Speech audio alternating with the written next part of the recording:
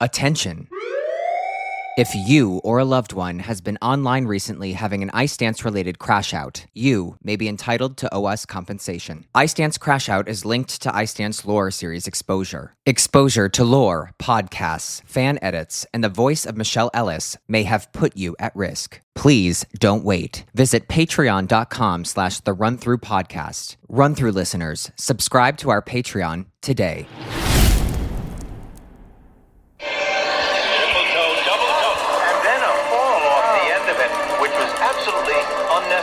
And uncalled for.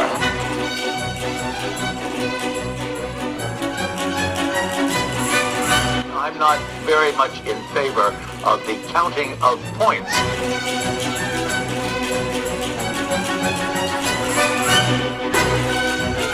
Does it work for you? No. Hello, everyone, and welcome back to The Run Through, the figure skating podcast where we talk about all the things that make us kiss, make us cry, and make us call the only reliable woman in pair skating who could teach us all about it in pairs lore, the one and only Kirsten Moore-Towers. Hello. Woo! Welcome, Kirsten. We're so excited. I feel like pairs is the discipline I know the least about. So I'm very excited for this. I feel like pairs is the discipline that everybody knows the least about. Yeah, I was going to say, I don't feel like it's the discipline that I know the least about. I know it's the discipline I know the least about. So I am seated and that's ready kind of to saying learn. Something for Ashley. I'm being honest and open on this podcast. Vulnerable, if you will. It's saying that you're being honest, and No, that's good. We I need mean, it's honesty. saying something that this is the one you know the least about. Oh my God, that's so true. Because we're already starting at Low. level 0. Low. No, Kirsten, thank you for taking the time. When we were talking about who to bring in as a pairs expert, you were truly the first person that came to mind. A, because you can put together a coherent sentence.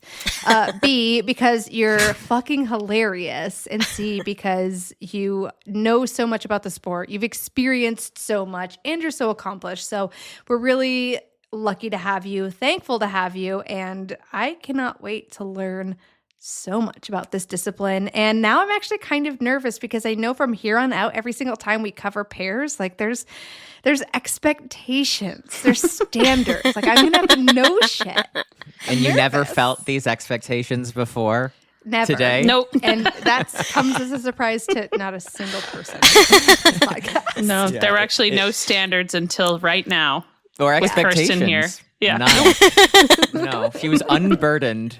Sometimes I've listened to your podcast in the past and you've talked about pairs for 4 minutes. And I'm like, you guys. That's the link I to was the program. so excited to hear about the pairs. Where are the My pairs? favorite thing is like when we'll do the draft, Kirsten will DM me. And she'll just be like, girl. You picked the guaranteed 12th place team. Yeah, you have been known to do that, Ashley. Yeah. I mean, we all I was have. like, just text me. I'll tell you who to pick. Just text me. The pressure gets to her. That's the only time she feels expectation. No, but see, During here's the draft. thing. The pressure gets to me until Worlds, and then every single year I come back and win it all. That's so true. That is true. Did you win last year too? Mm-hmm. No way. Mm-hmm. See, I trick everyone, and I don't care until the last minute. No, yeah, we're being hustled. Yeah. The great American hustler, Ashley Wagner. Me.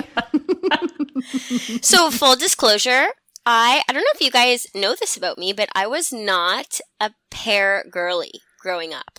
Okay. Somebody Wow. no. I started pairs when I was almost 16, which is pretty Wait, late. that's so over the hill. I know. Especially quit. now it's Give it up already. now it's a little more normal that, you Yeah. know, like Leah Pereira was probably 17 when Right. she started. It's a little bit more normal, Mhm. but at the time it was super unheard of. But boys had been, not to toot my own horn, boys had been asking me to skate pairs because I was 4'9".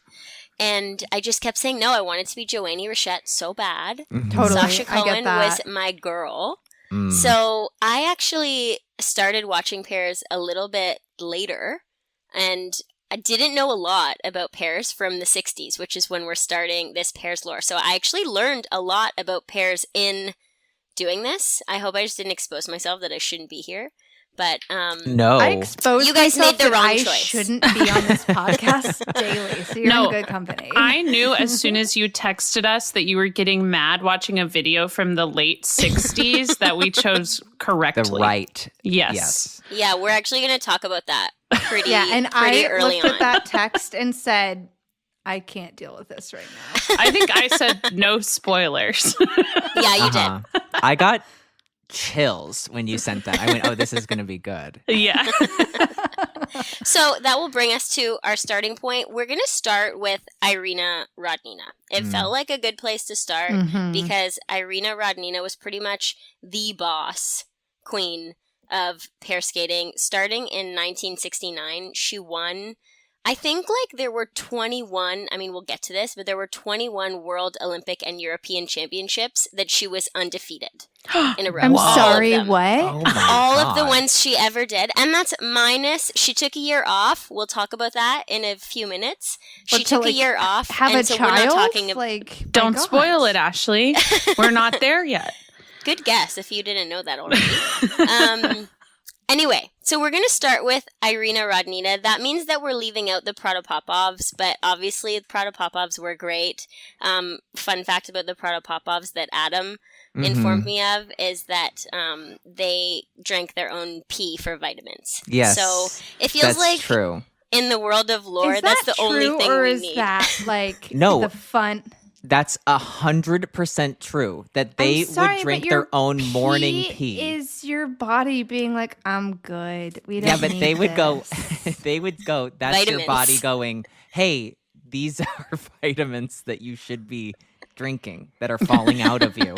I'm not even kidding. I could be on the verge of death, and I would be like, it's how I go. This is it. This is Yeah. it, I guess. Well, they used to do that an evening with champions show in Boston every year. Like they would be like well into their like later in life pairs career. Sure. And they would record Later than them- later in life. Oh, much. Yeah, like the end of life. Like pairs it's not sunset, it's after dark. Right.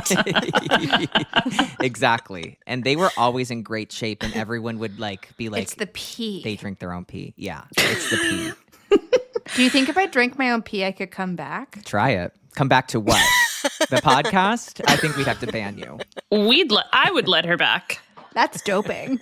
I support her trying to better herself. If she wants more vitamins, I mean, You're right. who am I to keep her off the podcast? We would all be healthier for it. We can get an AG1 sponsorship. I don't need to drink my own pee. Back to the Protopopovs. we're gonna skip past skipping them. them. That was a Okay. that was a really fun fact that Adam shared with me. We're starting with Rodnina. Okay, Okay. Rodnina had two partners. And these are all Soviet skaters, right, Kirsten? You got it. Yeah. These are Soviet skaters. Her first partner is Alexei Ulanov. Okay.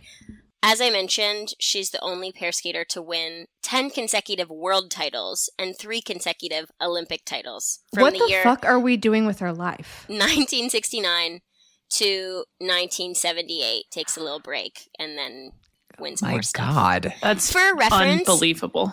in 1969, they do a side-by-side single axel, single loop, half loop, double sow. That's really kind of the trend back Okay. in the first lore. There's Trend like, alert. Jump.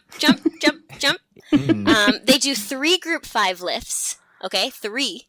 Group 5, for your reference, is the hardest group of lift you can do today. Obviously, Okay. they're doing it at what would now be like a base level, but I was still impressed. We were seeing overhead group 5 lifts in 1969. 3 of them. This was the coolest thing ever. They did an axle, then they did an axle the other way, and then they did one more axle their way. That was so cool. Wait, Oh, that's wow. cool. It's so cool. You should watch it. This is 1969 Worlds. You should watch it. And this is like in the 5th minute of the program. Their double twist is like the their 5th 6th minute. I just wanted to throw up. Oh my Yeah. God. Yeah. No, it's great when you hear the commentators say they have a minute and 40 seconds to go, and I'm like, oh my God, when is it over? Oh my God. And she thought, I can do this for 10 years? 5 long programs for 10 years. She could. Here's the thing. At this championship, they beat well-known figure skating lore players. Can you guess who they are? 2 well-known coaches. I can guess. Adam already knows. I know. I think I know one of them. Who is it?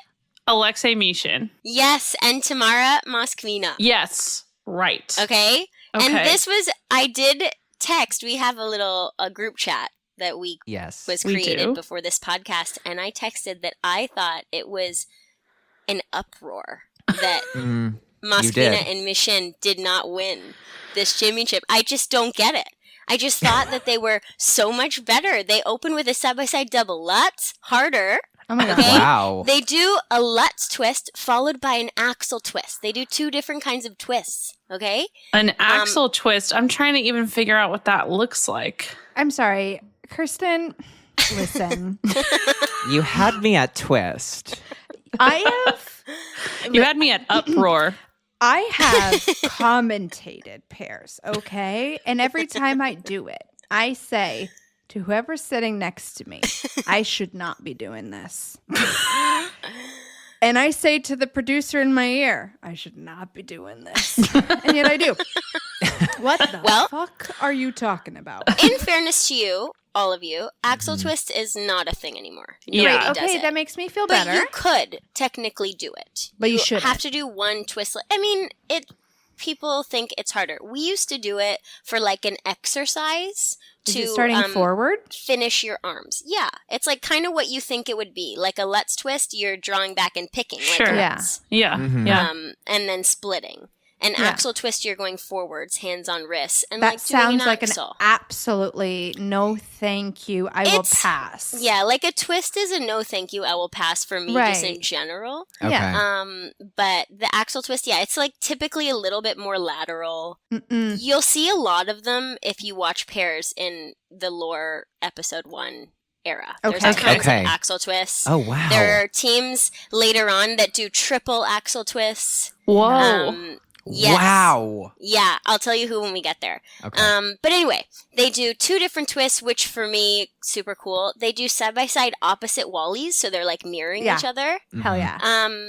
And of course, we know who Tamara and Alexei are, obviously. Tamara led teams to an Olympic medal from the year 1994 to 2002, and we'll talk about her so many times Yeah, in the she's lore like series. one of the greatest para coaches of all time.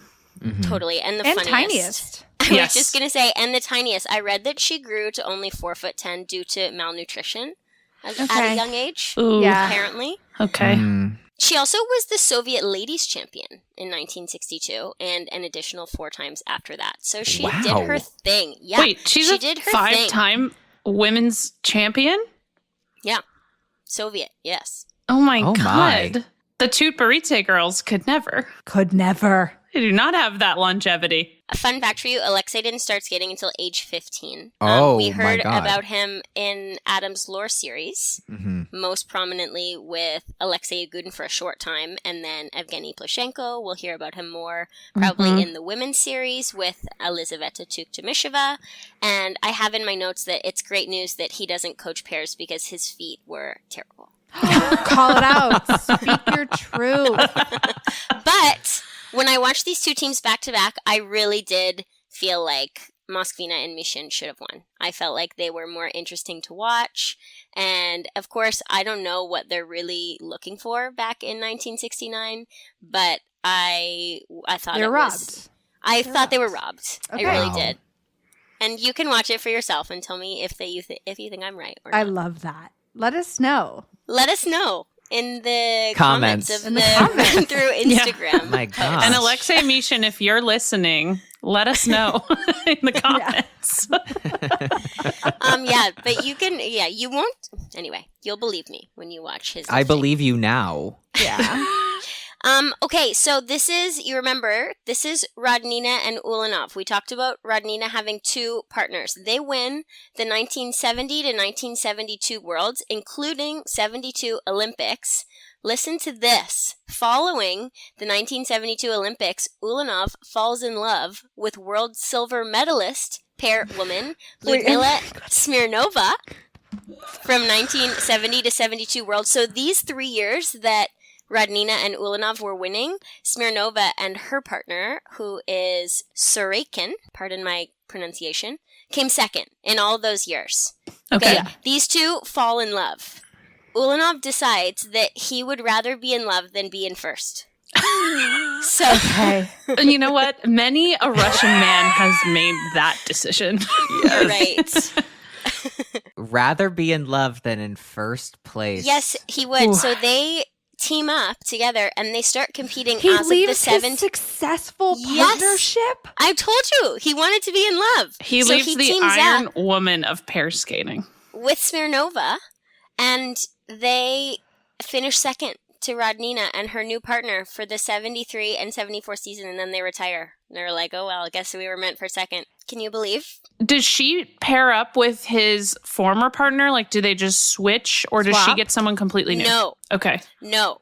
Rodnina gets a new partner in Alexander Zaitsev. They pair up in April of 1972, so she doesn't waste any time. And she doesn't even take the world medalist available to her. She's like, I can take someone off the street and win She the can world take title. That's anyone. what I love. I love that she's like, I'm not getting into this mess, these No. murky waters. No. She doesn't need this. I think, if I'm right, that she even knew that they were going to break up. Like their last skate at the World Championships in 72, it was like she knew it was over already. Like he was already out the door. I don't know that. I haven't seen that, but I believe you. And I mean, a woman knows. Right. Of course. A Always. woman knows, especially Yeah. this pair iron woman. She knows. Yeah. So she's already ready to go. She's ready for her next partner. 1 month later, she teams up with Alexander Zaitsev. Oh, but before that, Ulanov and Smirnova retire and marry, but they eventually divorce. Shit. So it wasn't even worth it. No, it God. wasn't even worth it. But, I mean, some people, children are a blessing. They have 2 kids, and their daughter becomes a pair skater. Oh, Yeah, her Wait. daughter becomes a pair skater, and she skates with 2 very famous pair men who represent Russia. Can you guess any of them? Okay, can I have okay, we need to guess a time frame. Let's think about it. This is, she's born in the 70s. So it's got to Time be frame is like 90s, 80s, 90s? No, late 2000s to 2014. Oh, wait. is it Trenkov? Yes! Nailed it! Okay, I was just thinking because I knew he had some like random partners in this. Okay, wait. Who else was skating in that era? Klimov? That was Fedor going to be my other Klimov was guess. the same. Klimov was a Era. little bit later. Klimov is, I think, around my age, and Trenkov is older than us. But she also skated with Alexander Smirnov. Oh. Sure. Yeah. Okay. How Whoa. crazy is that? Wait, that is That so is crazy. crazy. Okay, children are a blessing. You're right. Did Trenkov leave her because he would rather be in first than be in love?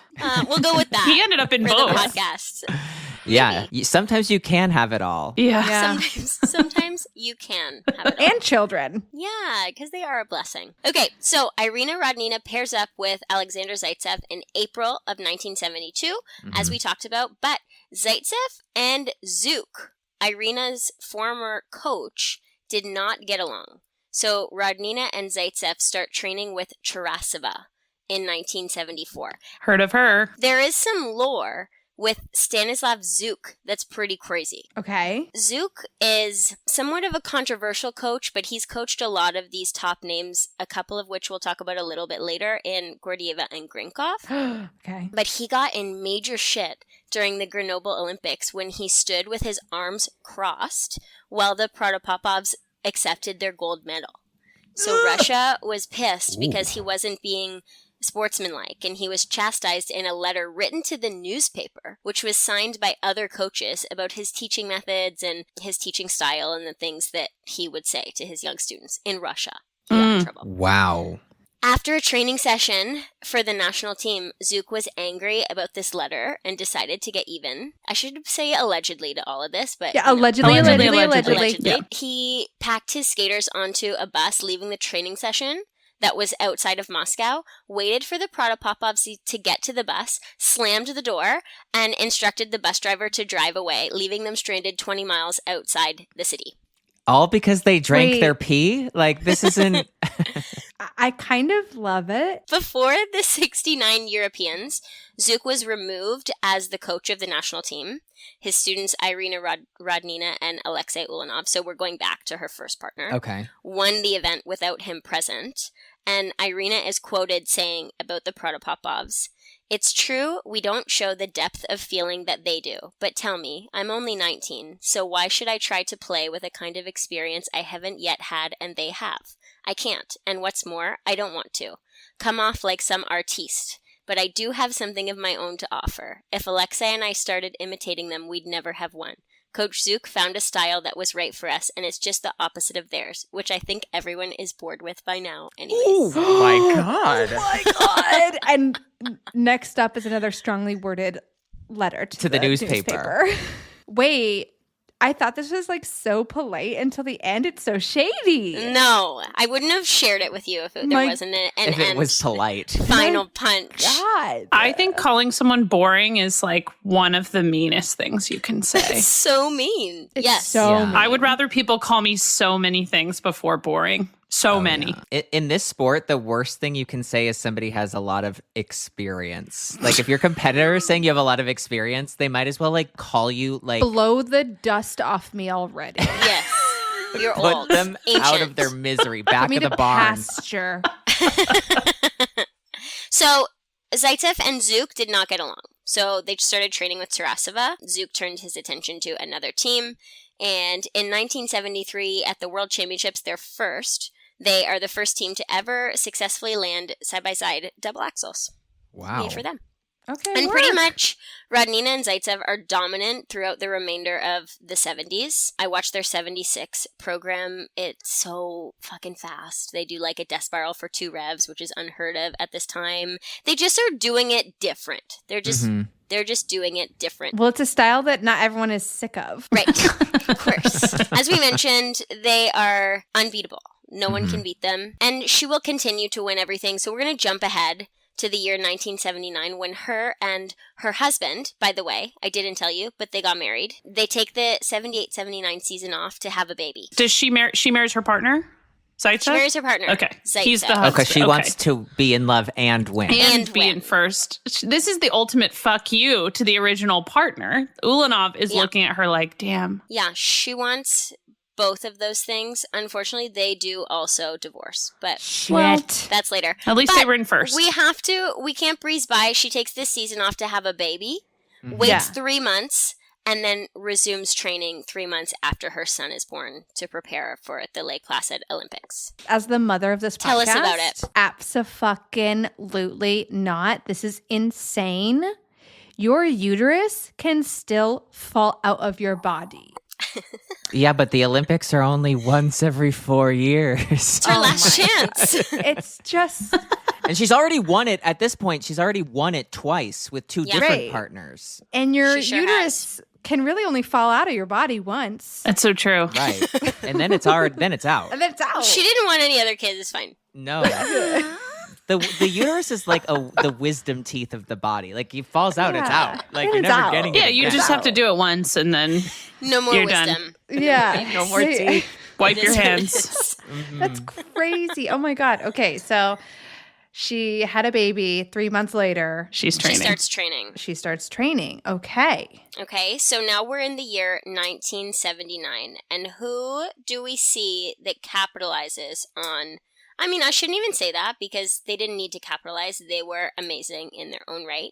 It is Ty Babilonia and Randy Gardner. Yay. Yes. Okay. American faves. Yeah. They are coached by John Nix, and they're the second American pair to win the World Championship. So, spoiler alert, they do win the championships in 1979. She is 18, and he is 20. Okay, they've been together for a number of years already. Ty first represented the U.S. at age 13 at Worlds. And they had an interesting Wow. look, this team, because they were closer in height, which is, again, a little bit more common now. We see a whole range of different humans in the discipline. But at the time, it was more of that, like, real classical Soviet Union style of skating. And I felt like when I was watching them, I hadn't watched them in a while and watched them ahead of this episode. And I just really felt like it gave them such a unique style of pair skating that we didn't see from anyone else in that era. They have amazing lines, the most gorgeous sequence of spirals that I think they only did at Nationals. I watched both Nationals and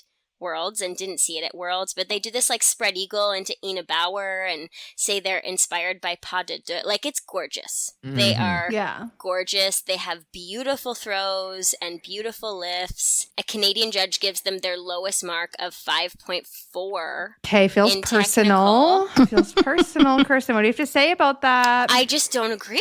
I just don't agree with the 5.4. They do this like flying camel entry into their pair spin. It's worth a watch. This is the 1979 long program at the World Championships. It is just, they're just so amazing. They get a 6.0 in the second mark, their first one ever. Wow. They're thrilled. And they have a really inspiring story outside of skating too. I mean, Gardner did not publicly come out with his sexuality while he and Ty were skating. In fact, he says he only came out with it, I think when he was 50, but has a documentary made about his life that secretly reveals who he was dating at the time, and that when his parents found out, he sent them to something called reparative therapy. Oh my God. He's quoted saying he got out of it by telling them he's repaired. And like the direct quote is, "I got out of it by telling a therapist that I was repaired. I ran out of that place so fast and I never went back." Oh my God. For some reason, I heard that as he sent his parents to reparative therapy after he came out to them. I was like, more parents need that. It sounds That's like they great. needed it. Yeah. Oh my God. But he just has been, obviously at the time wasn't public with this, but since he has retired, and we all know because we see them, they were in Boston, they've been kind of fixtures in the world of American skating and have both been extremely supportive of American pair skating. You see that online and on social media, and I think it's great that they have had their own struggles. We'll talk about Ty's in a minute, and kind of use their experiences to help the generations below them to bring American pair skating back on the map, because for a minute it wasn't. Am I right in remembering that another American pair team doesn't win a world title until Alexa Knierim and Brandon Fraser do, right? That's correct, yeah. Wait, it was that long? Yes. Mm-hmm. It was like almost 50 years. Ty has been really public about struggling with addiction and burnout, and has had her own personal struggles with that. And so in learning more about these two, I was even a bigger fan of them for being so vulnerable with their lives in and out of the sport, and using those experiences to make the people around them better. But I did find an interview of Ty and Randy talking about Rodnina and Zaitsev 1 month before the Olympics, following the European Championships. So to paint you a little picture, Rodnina and Zaitsev are back. Ty and Randy are the 1979 world champions. So now we're in the following year, and we're all getting ready for the Olympic Games. The Lake Placid ones in 1980. You got it. Yeah. You got it. And we see this interview, and they're mostly kind, and the interviewer is asking them what they thought about Rodnina and Zaitsev at Europeans, and they're saying, like, it's an incredible comeback to make in an Olympic year. And then Randy picks out the fact that they do this illegal move. So then they put on the European long program, and Randy's like, it's right here where they do this illegal move. And he's like, here it is. He can't put his hand on her leg when he's picking her up. A gay on a mission. I love it.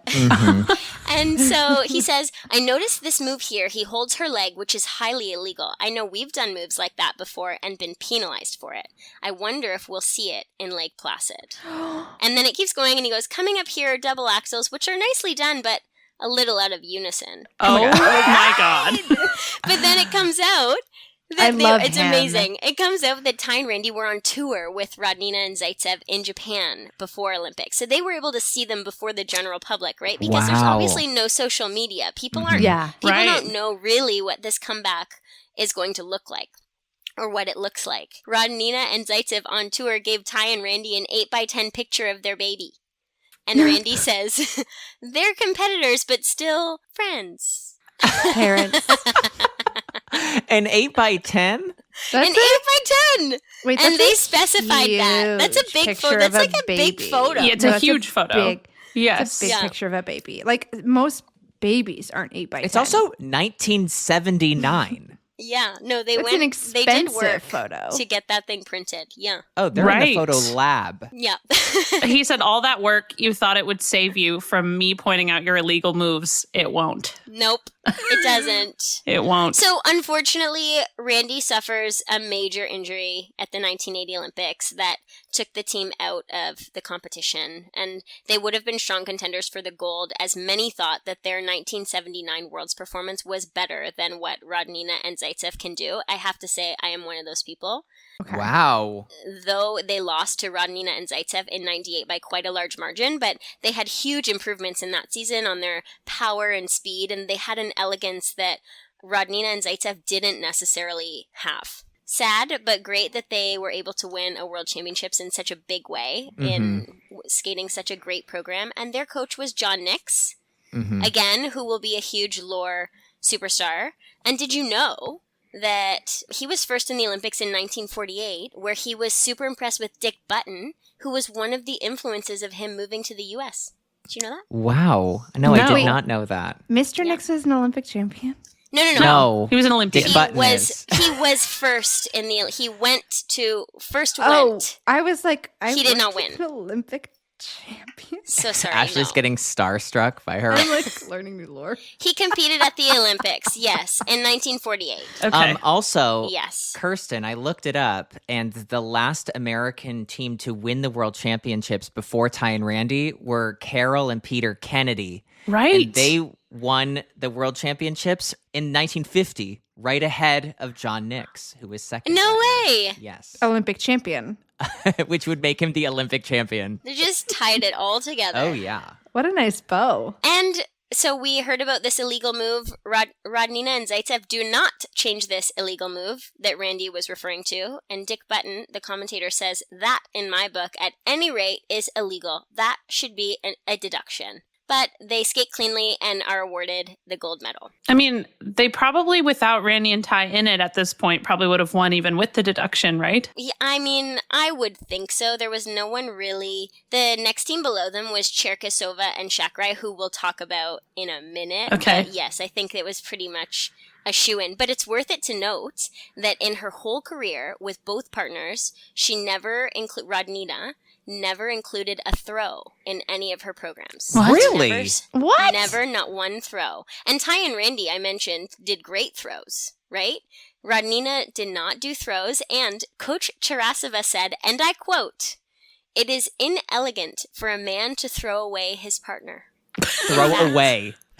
She never tried the moves out of fear of injury. Not one throw by Rodnina. She's never been. Well, it's inelegant to throw your partner Wait, that's away. so classy. She might have tried it in practice. I don't know. Yeah, like right. it could be for all we know. They tried it in practice. They And were she said, terrible. And Cherkasova's like "Abso-fucking-lutely not." inelegant. Some of We're the not doing it." pairs today wish they had that option I know. to be like, this isn't I working. was- Let's not do it. When I saw teams with no twist, I was like, God, I would kill for that. Right. Meanwhile, she's like, I'll just do an axle twist instead. yeah. Right. Exactly. Oh my Exactly. God. It's inelegant to throw away your partner. And you know what? It really is. I'm going to think that every time I see a throw from now on. Especially Inelegant. as the girl is falling, sliding away. Yes. Some of these throws If are I- inelegant. That is inelegant. If I am ever commentating pairs ever again, I'm just going to go inelegant. Hmm And you have to remember, she said throw away, not throw. No, Throw throw Throw away. away. Like trash. That's a direct quote. I love that. And I found this fascinating too because when I was looking back to see, I didn't remember if I watched Rodnina and Zaitsev 1980 Olympics long program, so I went to look and I found a different version. And this version had commentator Debbie Wilkes, I think. I'm like, she has a pretty recognizable voice to me, but and her perspective is so different to the Americans. Like Dick Button is saying this is illegal, this should be a deduction, and Debbie is saying they are continuously pushing themselves and stretching the rules, and since they're the leaders, the new things are accepted. They're doing so much for our sport. Oh my God, American propaganda versus the world perspective. Classic How of us to refreshing. hate the So, Soviets. I love it. I love Very She's classic. like classic Canadian too. She's like, wow, nice things. it. Yeah. yeah. Some notable 1980 Olympics names, we have the Carruthers, the American team, who we will talk about in a moment. We have Barb Underhill and Paul Martini. Sorry, the Carruthers were 5th. Barb Underhill and Paul Martini were 8th. And Elizabeth Kane and Peter Kane, dad to Ashley Kane, Oh my God. Yes. The was Canes. 11th, Wow. which is last. But Yeah. Okay. they were... We're not gonna hold that against him Well, Ashley would draft him for her team in his second. in a second. She's ready to go back. I say that because the numbers in pairs, I was so impressed at how they get more numbers every Olympic Games. There's like more and more and more. They're teams. actively recruiting. It's crazy that there were only 11. I mean, I guess there were 12 before Ty and Randy pulled out, but True. Yeah. that's such a small number. Yeah. In the whole world. I mean, and pairs still is the smallest. They still Yeah. have the fewest spots at the I Olympics. know, which made me, commentator of all 4 events at Worlds, very sad. Oh, yeah. I remember us texting about that. Was the smallest one. Yes. Not the men. Yeah, 600 of those. Oh my God. truly. As someone also working that event in a somewhat similar capacity, there were too many men.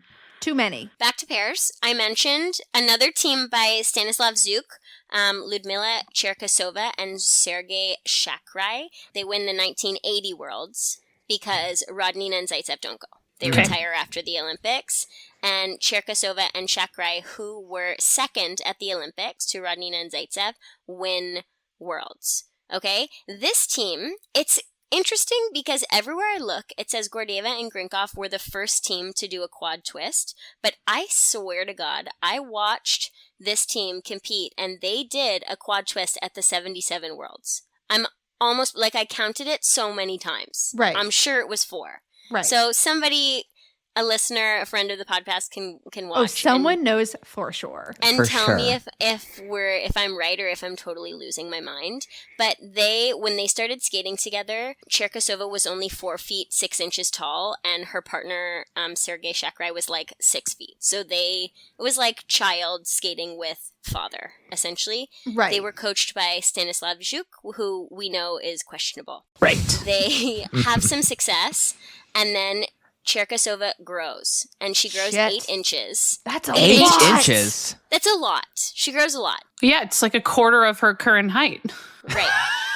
They Oh my still God. are able to win Worlds, but by 1981, Shakrai is quoted to have difficulty lifting his partner, who is listed in this article to be 99 pounds. And they blame this on missing the podium at Worlds, and they split. Ew. Famous Ew. quote from a pair boy who I will not name because he creeps me out, but the quote I love. He said, "There's no such thing as a pair girl too heavy, just a pair boy too weak." Yeah. Kind of love that quote. I love Yeah. that quote. Hate that boy. I think if your weight is in the double digits, it's time to look in the mirror. Mm-hmm. Not Yeah. both of you. Oh my Because God. one of you needs a yogurt and the other one needs a workout. Yep. Steak. You actually both need yogurt. You both need protein. You both need. Lactose. So we're not going to talk about this team any more than that. I just read that and I felt like it was lore worthy. They were an exciting team. They did lots of fun things when they were 600 feet different in height. Yeah. Well, and it seems like every event she was 2 inches taller. Yeah. So there we have 1969 to 1980. Are we all still here? There we have the Rodnina era. There we have Rodnina. Rodnina's retired now. We won't see her again until we'll see her as a coach in a hot minute. Okay. Well, congratulations on your illustrious career. I mean, I don't even know Congrats. if that word covers it. That's crazy. Yeah, Unbelievable that's an dominance. insane career. Yeah. Do you know there's like 2 backstories that I know? Tell me. Now, the one is that in Irina Rodnina and Zaitsev, their first world championships, they're skating. And while they're skating, first of all, she's got a bone to pick, right? With this motherfucker who left her, who's there for love. Mhm. Well, she's there still for gold. Right. So they're Yes. skating, and about like a minute or 2 into the program, the music stops.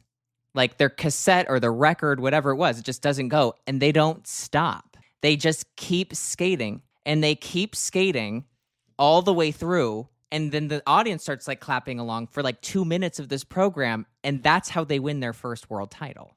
Badass. And another lore item is that in 72, when she was with her first partner, Ulanov, she suffered a concussion on a lift fall the day before the short. And she said, fuck it, and she won anyway.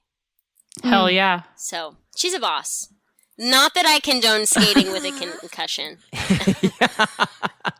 Kirsten, you're absolutely teaching us so much, and I'm on track. Great. I feel like I know exactly where we are. I'm having the time of my life. I'm loving it. Okay. I know that you're most concerned about me, and as your least engaged audience member on the topic, I am here, connected, and ready to go. Okay, amazing. Shall we move on? Yes. Yeah. Okay. We'll follow you anywhere. 1983, we see a team that will be pretty prominent in the next few years. Their names are Elena Valova and Oleg Vasiliev. You may recognize the name Oleg I do. Vasiliev. Yes. Yes. Why? We're going to find out. Why? Oh my God, it's like a mystery. It's a mystery. This team really had a breakthrough in the 82-83 season. Their coach throughout their entire career was Tamara Moskvina, and Moskvina asked Vasiliev several times to switch to pair skating before he agreed. Much like myself, except for I never won the Olympics, and I was never coached by Tamara Moskvina. But this team wins Worlds in 1983, and they win Olympics in 84. But they will come second to a team we'll talk about in a moment at the 1984 World Championships. They eventually get married and they are also in love and winning. Love and winning is great. It's a good combo. Yes. Yeah. Around this time, the ISU is discussing putting a cap on difficult elements because Valova and Vasiliev include 2 throw triples in their program. I thought that was indecent. It's inelegant. Also, indecent is like tits out. Inelegant Elegant is girl thrown. is girl Right. thrown. No, thrown away. Thrown away. Yeah. Who beat Valova and Vasiliev in 84? I'm glad you asked. Barb Underhill and Paul Martini of Canada. Can we Okay. talk about how good of a name Paul Martini is? Paul First Martini and is a it's great such a good name. Underhill and Martini started skating together in 77. They win the junior title in 78, and then they go senior and they make their world debut in 79. They keep working. They're working their way up. They finish 4th at the 82 Worlds before having a real breakout season in 1983. Barb was injured and didn't compete at the national championships this year. They beat out the Carruthers, who we'll talk about in a minute, for a bronze medal at Worlds in 1983. Now the team that won that World Championships we just spoke about, it's Valova and Vasiliev. Still really asserting dominance kind of within the year of pair skating this year. If we jump ahead to the following year to answer your question, Adam, Barb and Paul were distraught at the 84 Olympics, where they could have contended for a medal, but Barb slipped off her outside edge going into a sit spin in the short program, slides into Paul. Paul falls Takes him on out. top of her. No. And they did their sit spin so close, I'm not even kidding. If you watch the long, the Olympic free has a really good angle to see it. They're like a foot apart. Yeah, it's that's like super crazy. crazy. But you can see from this angle why her slipping off this edge and sliding into Paul would make him, fall down. Also, slipping off of a sit spin edge is a crazy thing to have happen to you. Yeah. And then to have your partner fall on top of you at that point.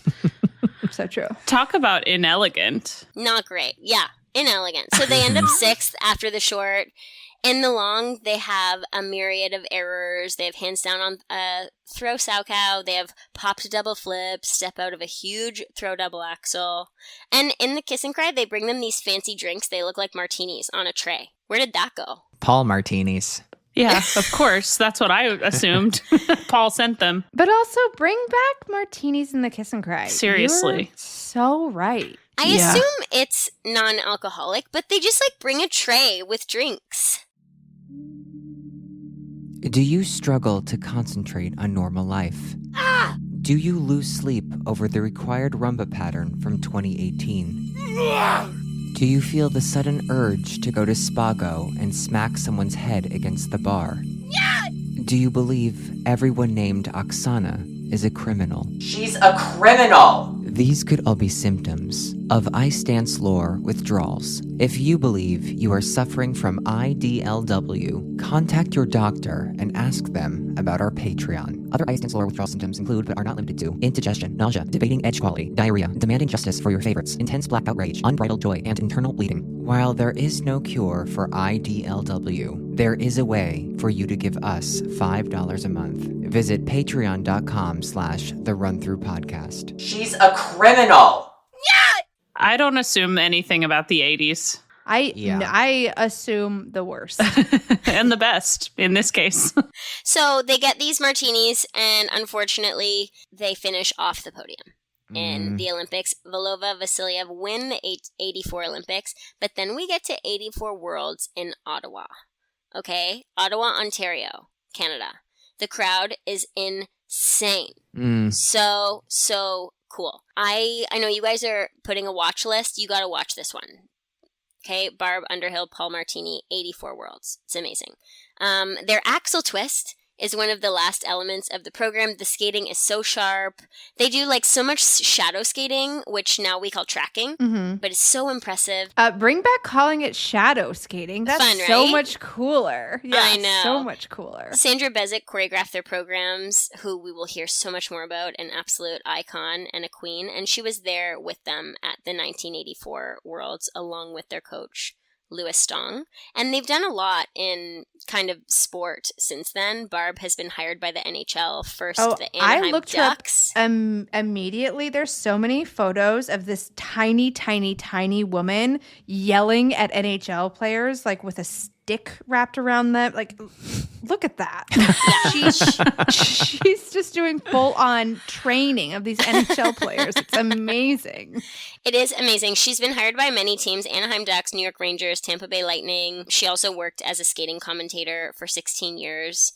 I mentioned Sandra Bezic. Sandra Bezic also was a pair skater with her brother Val. She tore her ankle ligaments during training in 75 and had to forego the 76 Olympics, which had her turn professional. I actually did not realize Sandra was a pair skater. Yes! Yeah, with her brother. Wait, you guys didn't know that? Why are you looking smug, Ashley? Did you know that?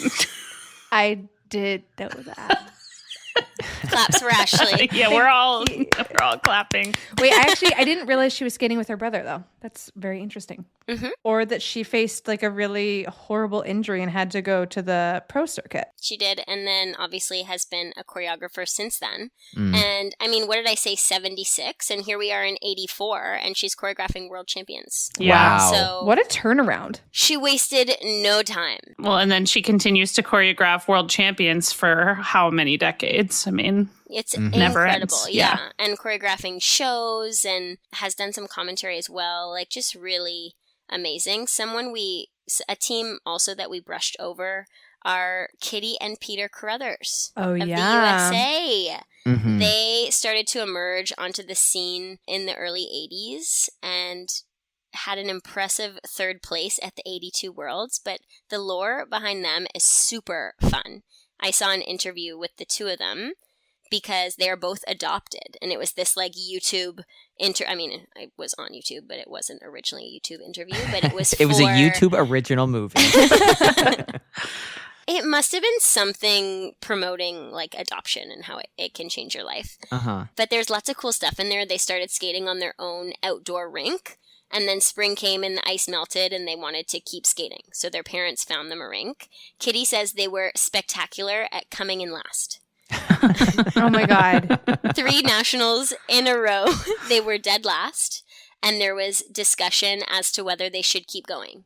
Their dad encouraged them to keep going because he said they were getting so close. So they changed their mindset and things started to change. After 2 international competitions, they qualified for the 1980 Olympics in their home country, and they were 5th, which I mentioned a couple minutes ago.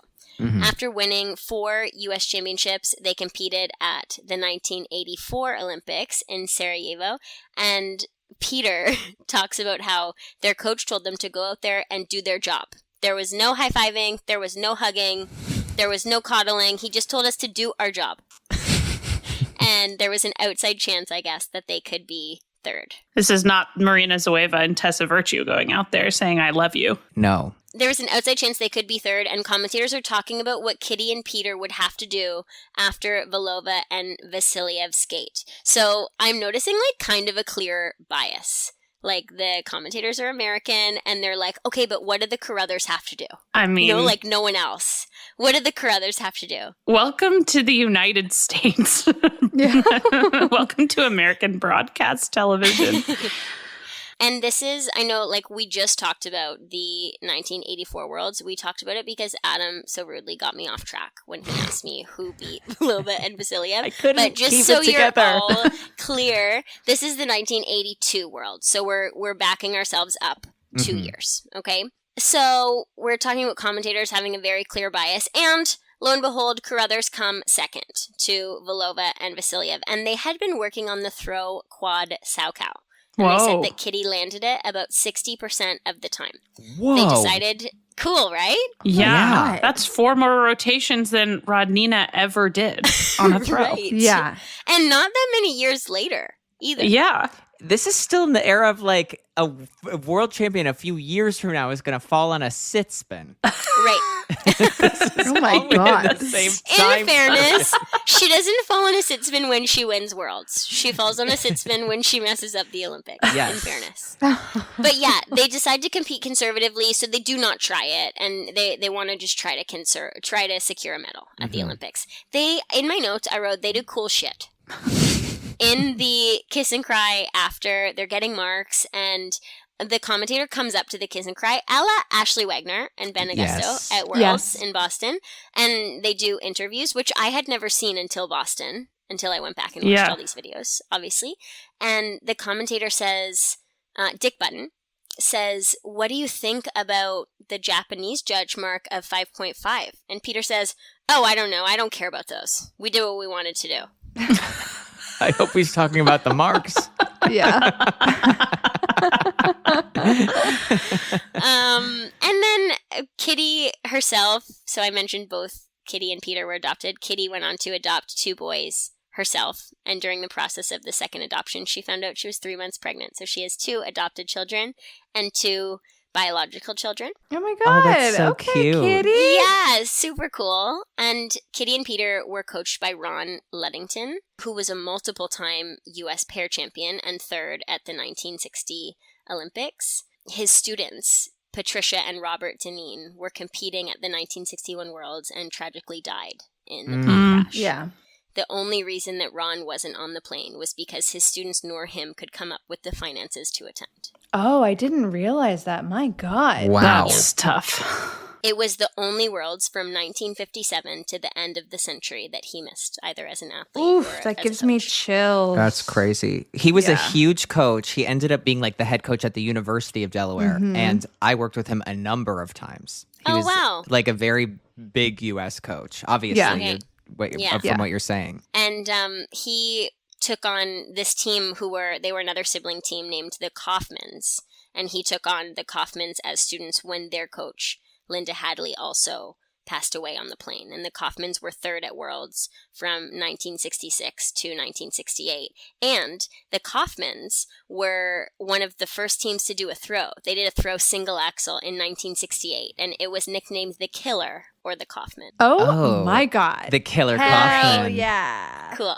And another kind of throw little fun fact for you. Francis Defoe and Norris Bowden did a throw waltz jump at the 1955 World Championships, but several judges deemed it illegal because it was It's not decent. inelegant. It's inelegant. Yeah. Stop throwing that woman. Yeah. Is what they would Away. say. Away. Stop throwing her away. Keep your legs together. Yeah. All women should be 98 pounds or less and never be thrown. And keep be in close to the hold body. with their partner at all times. Yeah. I have Yes. PTSD. Notable names from the 1984 Olympics. We're closing up the 1984 chapter. Some notable names, Barb Underhill and Paul Martini. They were 7th at Olympics, but then, of course, went on to win Worlds the following month. Katerina Matusek and Lloyd Eisler, who were 8th. Melina Kuhnhegi and Lyndon Johnston, who were 12th. and Luan Bo and Yao Bin, who were 15th or last. Okay. So now you see that Adam is shooketh and Ashley has no idea why. Call me out. Call me out. Why does this matter? I'm like, yeah, Yao. We won't talk about Yao Bin yet in lore 1, but Yao Bin will be a huge topic in lore 2, and lore 2 is really where I'm going to start thriving. I read books on Yao Bin. Did you? Oh yeah. I just want to say, by the way, Kirsten, you are thriving in lore part 1, by the way. Oh, thank you. Thank you. So we've finished the 1984 Olympics. Mm-hmm. And we're moving on to 85 is still Valova and Vasiliev. They regained their world title in 85. We know they lost it in 84 to Underhill Martini. And 86 is where we first see Gordeeva Grinkov. Hell yeah. Let's go. Let's Here we go. Finally. Gordeeva Grinkov will go undefeated through 86, 87, 88 Olympics. Yeah. Okay? But Valova and Vasiliev will win worlds in 88 over Gigi when Gigi have a fall in their long program. Let's talk about Gordeeva and Grinkov. Please. That's subtle foreshadowing for you. It's like the TikTok trend, which, by the way, Adam, in Men's Lore 3, the TikTok trend of, the devil couldn't find me, so he did this. I Yeah. totally knew what you were Thank talking you. about. Yeah. Ashley and I are useless. We're like, what? No, I deleted TikTok when it was like, maybe it's going to get taken away from you. And I'm like, you can't take something away from me if I don't even have it. Fair. And I haven't had it since. You showed them. No, the devil couldn't get Ashley, so she deleted TikTok before it was The government deleted. couldn't get me. And so I deleted TikTok. I deleted TikTok. Okay, we're doing Gordeeva Grinkov. I have to say, Mm-hmm. Ekaterina Gordeeva lives in Canada, which we'll get to a little bit later. We both coach pair teams that compete at the same events. So while I was studying Gordeeva Grinkov, Katya Gordeeva texted me. Yes. About, something unrelated, obviously. I wasn't asking her about run through lore. It Yeah. would be embarrassing. But it was a very cool moment for me. Wait, did you read her book? Of course I read her book. Oh, my Oh, God. yeah. My Yeah. Sergey. Yes. Oh, and yeah. I was too young to be reading that book. Much too young. Gordeeva Grinkov, people are obsessed. People on this podcast, even. People on this Obsessed. podcast are obsessed. They are still spoken about as the best pair team of all time. Yeah. For me, they are one of 2 best pair teams of all time. Oh, wow. Are you going to tell us the other one, or is it a surprise for another lore episode? Yeah. Do you want to know, or do you want me to tell I you? want to know. I can't wait. I want to know. I want to Yeah. know. It's, for me, Uh-huh. the other Sui one Han. is Sui Han. Yeah. Okay. Okay. Yeah. Oh, my God. Wow, What a treat. okay. What a treat. Yeah. You have good taste. Thank you so much. Yeah. I know.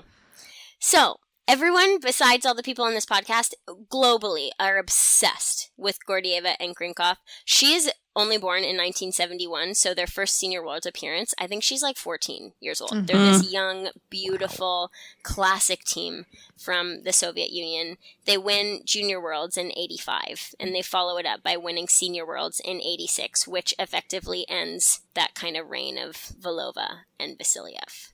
Yeah. In an interview in the spring of 86, a reporter asks Katya if she believed she was going to be first at Worlds. And she said, "Of course, I always believe in victory, but your question is incorrectly stated. I didn't win by myself. Sergey and I won together." Oh, my God. They are, and people eat this up. They're Yeah. cute. Uh-huh. They're classic. They're in love. They're in love. Yes. Yeah, and they're both gorgeous. And they're gorgeous Yeah. humans. Yeah. Gorgeous, gorgeous humans. They are disqualified from 87 Europeans because his bootstrap comes undone. What? Yeah. Yikes. They open the program with, it's worth a watch. They open the program with a quad twist. Commentators think it's a triple. The music stops, and the referee continues to blow his whistle. He's blowing his whistle as they're skating. They keep skating. They don't care. They That's fierce. finish, and their coach, who at the time I believe is Stanislav Zhuk, who Okay. we have spoken of at Yeah. length, Yeah. goes over to talk to the officials, and which is so interesting because in our era that's not a thing. Yeah. Mhm. No. But we see him walking around the I guess, perimeter of the rink to go speak to the officials. And we can't see what they're saying, but then Katya and Sergei get disqualified. They've skated this like amazing program. They're disqualified from Europeans. Because of his bootstraps? Because of his, I mean, in fairness, it was like the commentators keep saying, what if he steps on it when she's above his head? Like his strap is like... And it's probably like It's they're in the disregarding rules. the referee. This kind of thing is in the rules. Right. Yeah. Yeah. Is Like it? I would not recommend continuing to skate. Right.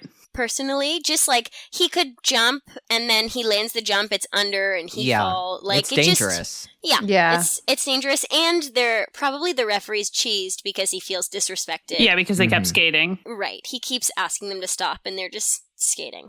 And after they say that in this type of situation, this is what their coach, Stanislav Zhuk, would request that they do. We know that he coached Cherkasova shakrai as well as Gordeeva grinkov.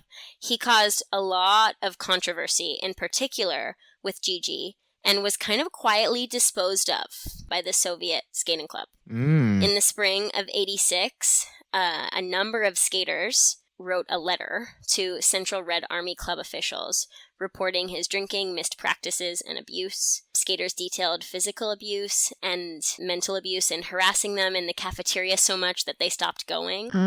You'd have to imagine it was really bad. Yeah. if Well, in the that's why I said 80s. earlier, like, and it's in Russia. Right. Yeah. Yes. It's Soviet Union. Exactly. Another yes. level. And so this is only, at this competition is 87, and he dies of a heart attack in 88, not far from the rink where he coached Oof. Okay. many champions, in a subway station. Oh, God. So that is Stanislav Zhuk. Back to Gigi. That's a wrap on Zhuk. Okay. We're not going to talk about him again. In November of 1987, just a few months before the Olympics, Sergei fell on a lift and dropped Katya on her head.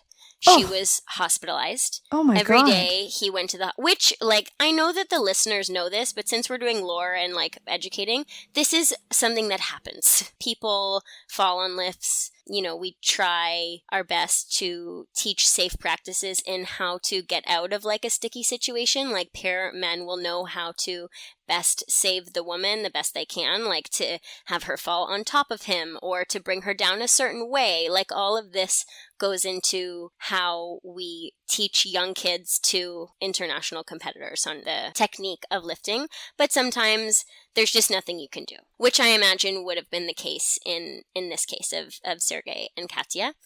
So every day he goes to the hospital and he brings Katya flowers, and Katya told him, stop coming and keep training. Olympics are in 2 months. Oh my God.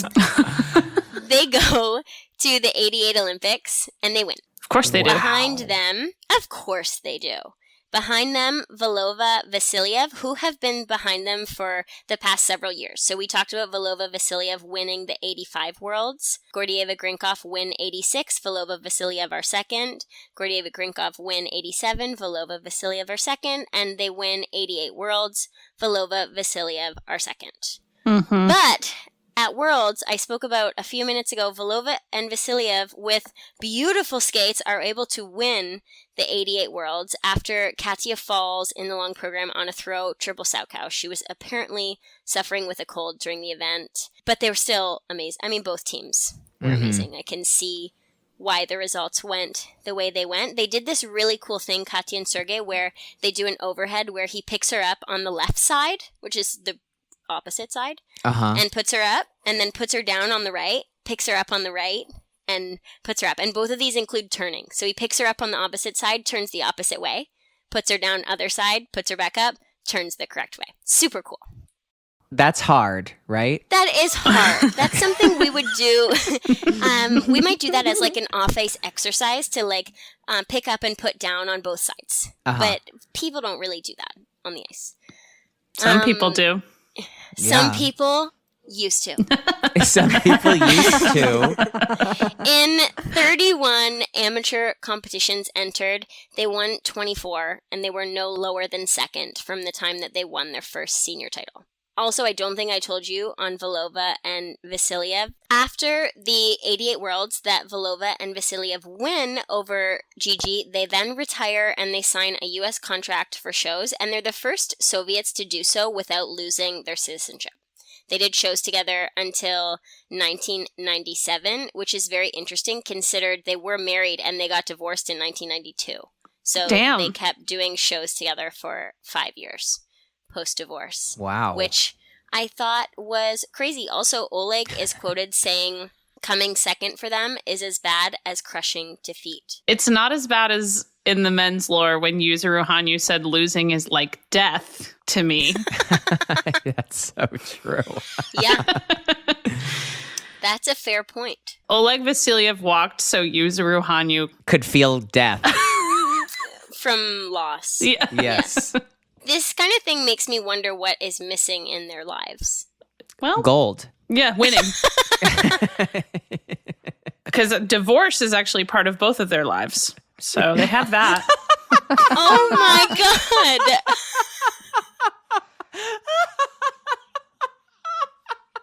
No way! I mean, That was amazing. Oh my I don't make the lore. We just No, you don't even make the law that helped them get divorced. Oh my god, I lost my spot. I'm so confused now. That was so funny. Another prominent team in this era are Jill Watson and Peter Opergaard. They are the 87 world bronze medalists, 88 Olympic bronze medalists, and 3-time national champions for USA. Fun fact about their Olympic experience, during their free skate at the 88 Olympics, a photographer dropped his camera bag onto the ice, and an usher walked onto the ice to pick it up while they were doing an overhead lift. what? That is so... Wait, that's a crazy story. Peter Opergaard was married to Karen Kwan, a sister of Michelle Kwan, and he has had some issues Yep. and has been suspended by Safe Sport for misconduct. But Jill coached Reina Inu and Baldwin. Baldwin. Bald John Wynn. I mean, he is Bald Johnwyn for sure. Keep it in. That Wait, so Jill was the coach of Rena and John? Yeah, for 5 Yeah. seasons. Oh my god. Bald's Johnwyn? Baldwin, can you believe it? Some other notable names from the 88 Olympics are Peggy Schwartz and Alexander Koenig, who are seventh. Oh. Yes. Koenig is one of the coaches of in the coaching team of Alyona Sevchenko and Bruno Massot in the Yes. 2018 Olympics. Yes. Yeah. You know him. You've seen him. Oh, I know Yes. him. know him, you've seen him. For sure. And also at the 88 Olympics are Isabel Brasseur and Lloyd Eisler, who were 9th. We've made it to the 90s. It feels good. Hey. It feels so good. This Yeah, it lore really does. episode is only going to 97, so we're so close. We've almost done it. Wow. And starting the 90s, we will start with none other than Mishkutenok and Dmitriev. That's Natalia Mishkutenok and Artur Dmitriev. Both names you're probably familiar with. Yes. Natalia, because she coaches in the USA Yes. with Drew Meekins. They have a very successful hair school. Oh, yes. Now That's I how am you know her. familiar. I was Yeah. not until you said that, and now I am. Very successful team of pair coaches in Colorado with many, many great teams. But going back like 40 years, this team teamed up in 86. They won the 91 and 92 World Championships and European Championships, as well as Olympic gold in 92. And their Liebestrom became one of their most notable programs of their career and earned them 4 perfect 6.0s at 92 Worlds. Wow. They were amazing. Wow. And this is, Yeah. sorry, Kirsten, this is because, not because, I don't want to say that, take away from them, but Gordeeva and Grinkov are not competing at this time, correct? This is correct. Gordeeva and Grinkov have, in quotes, retired. Right. Okay. They're not competing. They've turned professional, Allegedly. Mm-hmm. allegedly. And Allegedly. so they actually won the world professional title in 91 and 92. Yeah, okay. So they've gone professional. At this time, there's a rule stated by the ISU that once you go professional, you can't come back.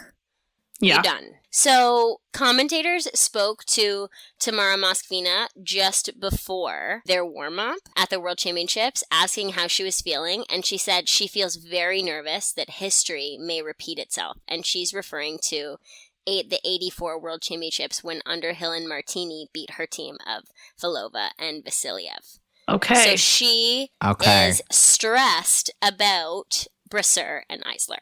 She's spooked. She's spooked by about Canada. the Canadians, as she should be.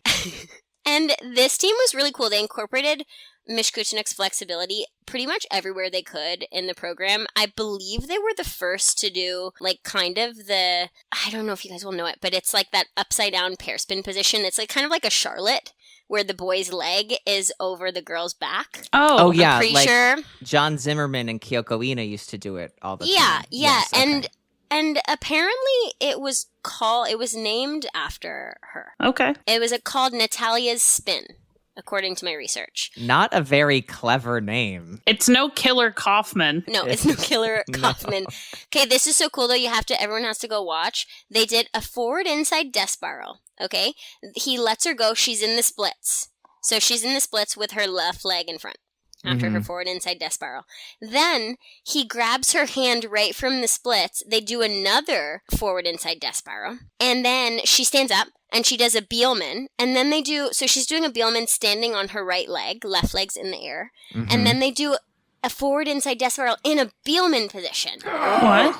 It's so cool. It was just so cool. Commentators occasionally criticize the lack of difficulty within their lifts, and I will say that's probably exacerbated by competing so closely with Brasseur and Eisler, who did just like absolutely crazy, insane things. Tamara says that someone in St. Petersburg offered a house to whichever team finishes higher at the 92 Olympics between this team and Bechki and Petrov. Mishkutenok and Dmitriev win the house. Congratulations. Was the house in Colorado? Because otherwise she's not using it. I think 40 years ago she might have. It could be like a summer house in Sochi for all we know. Yeah, maybe it was a summer house in Sochi. I love thinking that. Yeah, that's what I'm going to keep thinking. Yeah. So we talked about a lot of years with that team, but pretty much they come third at the 90 Worlds, but then in 91, when we have no more Gigi and we have no more Valova, Vasiliev, we see Mishkutenok win Worlds 91, they win Olympics 92, they win Worlds in 92, so Tamara did not have to be stressed, her team did not get beat by the Canadians at this World Championships. But the following year, we really see the breakthrough of Isabelle Brasseur and Lloyd Eisler, Canadians. Teamed up in 1987 when it kind of seemed like his career was over and hers was just beginning. He didn't speak French and her English wasn't super amazing. All things aside, they qualified for Olympics and Worlds in 88. After becoming Canadian champions in 89, they went into Worlds with high hopes of a medal, but finished 7th with error-ridden performances. They had a disastrous performance in defense of their Canadian title in 1990, and they barely took 3rd place. They qualified for Worlds by only one judge and said that they likely would have retired if they missed the World team. Whoa. At the 90 Worlds, where they barely make it by one judge, they finish with a surprise silver behind Gordeeva and Grinkov. They're getting stuff done, but they're a little bit inconsistent, okay? The 92 season, we're skipping over 91, okay? They come second at Worlds in 91, but nothing overly cool happens, except for coming second at Worlds is super cool, I guess. I don't guess. That's super cool. Ashley, congratulations to you. On your second place at Worlds. Thank you. I never did it. So we're just guessing that it would be cool if that happened. I think it would probably be cool, but I don't have personal experience. But I could probably find a result somewhere that could get me into your silver spoons. It's a pretty open community. It's basically like you just can't really have won anything like super important. Yeah. Luckily, I never did. Luckily for me, I never did either. I would say I also never did. That's why we're Didn't here. you win an Emmy? You don't get to be in Silver Spoons. Adam also won an Emmy. Yeah, no, You're can't out. be in it. You can't be in it either. You're out. Well, damn. We're going to think of a new club. Yeah. Yeah, it's called the Emmys. It's called the National Academy of Arts and Sciences. Yeah, ever heard of it? I hate it here. I want to go too. To the Academy of Arts and Science. Oh my god. Okay, 1991. They come second at Worlds. We're gonna move on. Okay. Mhm. Yes. Everyone cool with that? The 92 championship season is kind of like riddled with disappointments. Despite a fall in the short program on a side-by-side double axel, this is the World Championships, by the way. They are held above two teams who had clean short programs, Ooh. one of which is Shishkova and Naumov. The result put Brasseur and Eisler in a position to automatically win the gold medal if they win the free. Their long program, unfortunately, is also riddled with errors. With 2 falls, 2 two-footed landings, they are still awarded a controversial bronze medal. Wow, interesting. Mm-hmm. So, the World Championships in 92 go Mishkutenok, Dmitriev, Kovarakova, and Novotny. This team is coached by Irina Rodnina. And third place is Brasseur and Eisler of Canada. The following season, Brasseur and Eisler have had enough with the seconds and the third places, and they want their time to shine. Mm-hmm. Okay? It finally goes their way. And after a spectacular long program, they gain first place votes from all 9 judges. Remembering this is the 6.0 judging system. They're known pretty much for their technical strength and their one-arm lifts. And they do one-arm lifts not in the sense where the girl has one arm on and the boy does too. She has no arms. He has one arm, and he picks her up also with one arm. So Whoa. Okay. they just like have super strength. They're the only ones that can do a triple Let's twist and a triple axel twist. This is the team I was talking about earlier, Right. which back in the day they called it a triple lateral twist. 2 triple twists in one long program. It's my literal nightmare. They're doing a reverse lift that looks similar to the lift that I would have done in like 2018. Okay. And like, obviously the rules are getting harder and harder and harder, and the requirements for lifts are more difficult, but they're just doing this for funsies in 2018, because we know that Mishkutenok and Dmitriev are doing more simple lifts. So I think they probably know that, like, this is their thing. This is what they're good at. Yes. This is how they can push these other teams, and they do. So they're able to win this 93 World Championships. Behind them, Mandy Wotzel and Ingo Steuer. You know that name. Oh, yeah. And behind them, Evgenia Shishkova and Vadim Naumov, who we will talk about in a moment. Some other notable names from the 92 Olympics. Evgenia Vadim, they were 5th.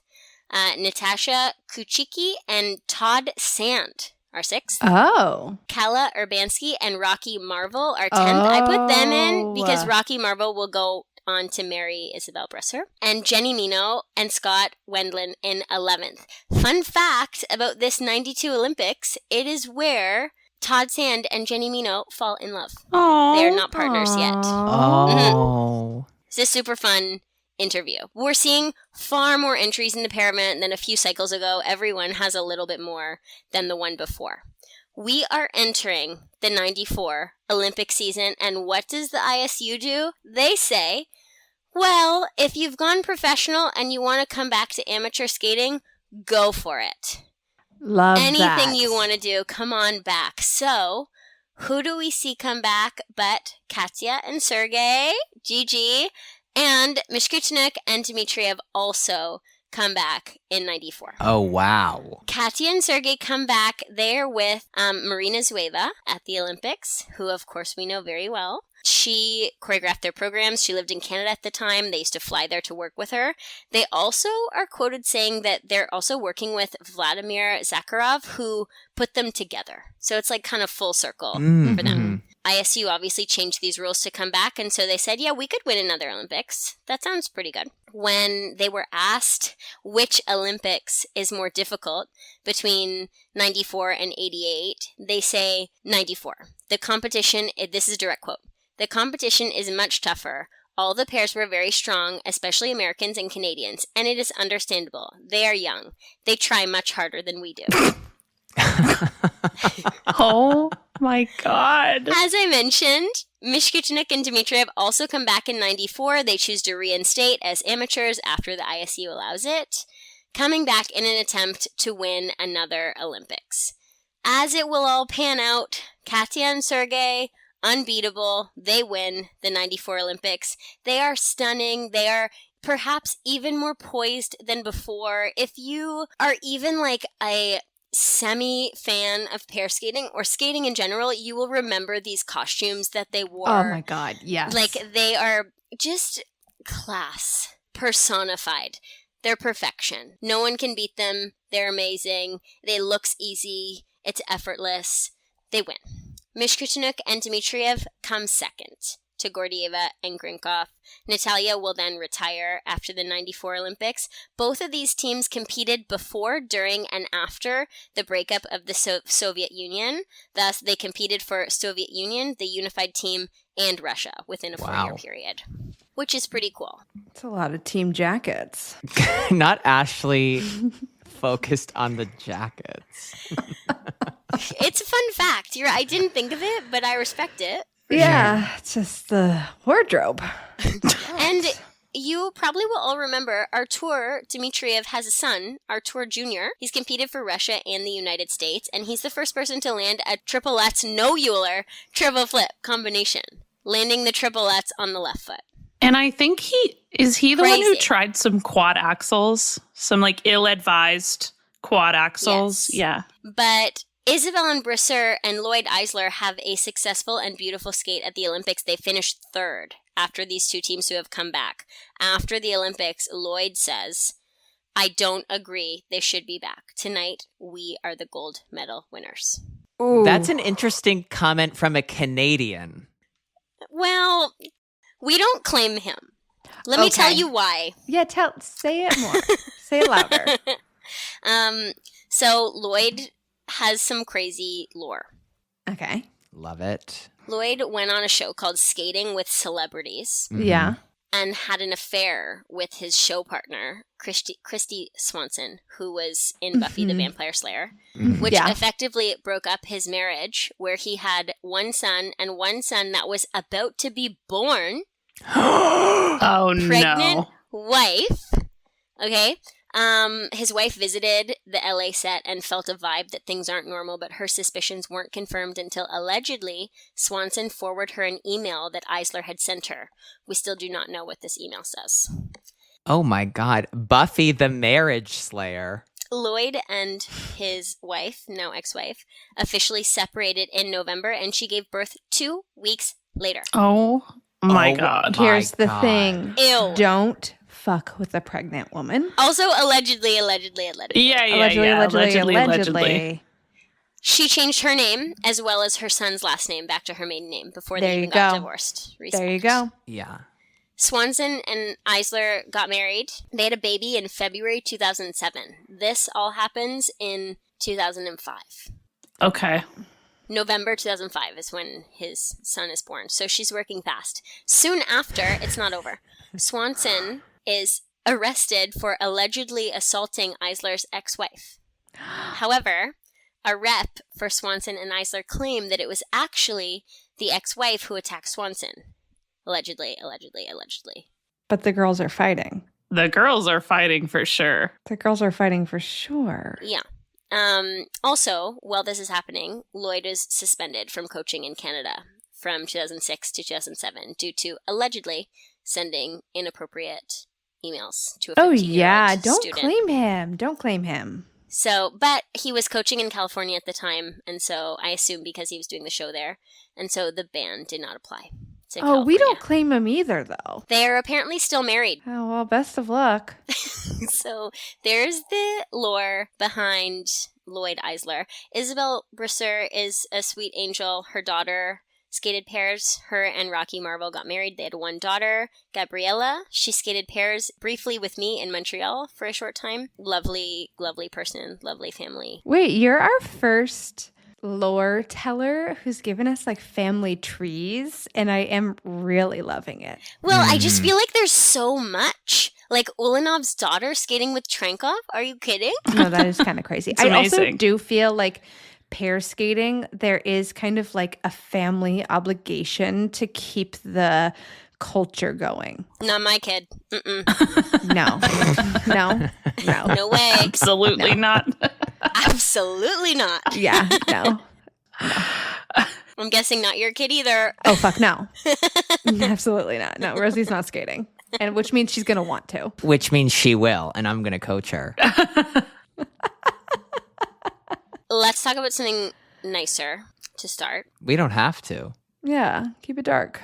We should. Well, it's going to get there. Yeah. Gordeeva and Grinkov. Yeah. Following their retirement in 94, they moved to Simsbury, Connecticut, and they tour. Katya is named one of the 50 most influential people by People's Magazine, and the team was also chosen for induction into the World Figure Skating Hall of Fame. They have a daughter, Daria, and they plan to return to Stars on Ice for their 4th season with the tour. On November 20th, 1995, while they were rehearsing in Lake Placid, Sergei collapses on the ice and dies from a massive heart attack. They are potentially the most influential pair team of all time, and many consider them the greatest of all time. Katya returns to the ice in February 96, a couple months later, as a solo performer. Her first performance was a tribute to Sergei, and she performed that solo only twice. She continues touring as a solo skater until taking time off in 2000-2001 to give birth to her second daughter, Lisa, whose dad is Ilya Kulik, who Katya was married to. Oh, and I didn't even specify that. When they came back to win, Daria was already born. So Katya pulled a Rodnina. She had a baby. Oh my God. Daria, I believe, this is in my notes somewhere, I believe she's born the year I'm born, which is 92. And they came back for the 94 Wow. Olympics. Yeah, I thought she was like roughly our age. Yeah. They get married in April 91. They tour with, this is Gigi, they tour with Stars on Ice through 91 and 92, and their daughter is born on September 11th, 92. Katya resumes training shortly after to continue touring, and then in 93 will decide to come back and win the Olympics. Wow. Absolutely bonkers. So now she has her second daughter, and continues doing some solo skating and is still just as beautiful and amazing as she ever was. She's now married to David Peltier, who we will hear about in Pear's Lore episode 2, very famous. And they live in Edmonton. And he works with we'll talk about him in Lore too. But she teaches skating, and anytime we're at the same competition, and as I mentioned earlier, we teach pair teams who are sometimes competing against each other. And when she's there, I'm saying to my skaters, like, do you see how cool this is? Do you know who this is? And they do now. I'm like, you go watch it. You need to go watch. Like, what? Yeah. They don't grasp how special, Like how big of a deal it is to even see like her this in is a person. huge deal. Yeah. Please know how big of a deal this is. I think there are very few people among all 4 skating disciplines who are as revered as Katya is by everyone. Yeah, it's so true. She also is like a lovely Well, right. Human. Yeah. person. It's like the Yeah. whole package. I agree. Okay, we're almost there, everybody. Another team that was in the mix, I mentioned them very briefly, Elena Betschke and Denis Petrov. They were 3rd at 89 Worlds. Oh, they and lost 2nd the at house. 92 Olympics. They lost the house. Yes. They were Oh. also coached by Tamara Moskvina. They famously They- lost the house. The Yeah. summer did. Sochi That's what I house. know We them lost for. the house. We lost the house.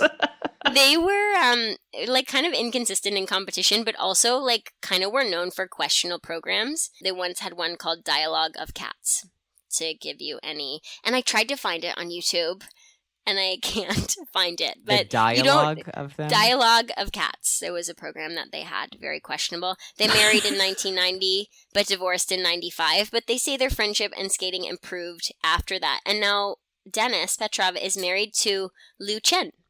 Yes. Yes. What? They have 2 kids. They live in China, and I'm pretty sure their daughter is a skater. I Okay. think that's true. Yeah. I was assuming that they lived in China, but when you say it out loud, I'm like, yeah, they live in China. They live in China. Yeah, they do. Some notable names from the 94 Olympics. Shishkova and Naumov, 4th. Jenny and Todd are 5th. Kyoko and Jason are 9th. Chris and Christy Wirtz are 10th. And Jamie Saleh and Jason Turner are 12th. Okay, we've wrapped up 94 Olympics. We're at 94 Worlds and 95 Worlds. So, Gigi is retired. Mishkutenok is retired. Notice how I did not say Dmitriev. Betchy, Petrov are retired.